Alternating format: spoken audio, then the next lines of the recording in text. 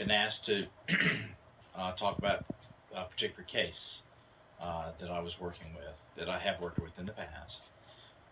At one point, I was asked to come in by a school district and address the needs of a group of upper elementary males who were segregated uh, due to their behavior. But there was this one particular kid who was probably the most problematic of the group, and he was a runner, and he was also very, very non-compliant. The reported issues with him were associated with his when he would get into a bad situation or a difficult behavioral situation in class, he would run, and then they would be forced to call the police, and it would just erupt into a huge, big ordeal for the school because this kid was in fact a runner. So anyway, that day he ran.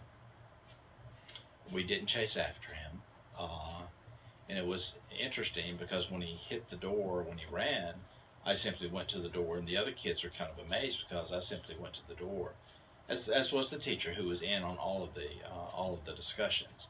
I simply went to the door, pulled the door to, and we didn't chase after him. And so I was posted at the door, and I held the door firmly closed because I figured at some point he would come back and try to re-enter. Well, sure enough, he did that.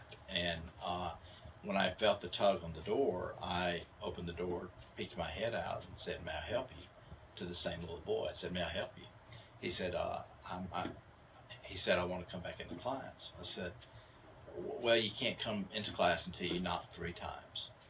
And so I pulled the door to, and he was standing out there, and I heard the knock on the door, and then I poked my head out and said, "May I help you?"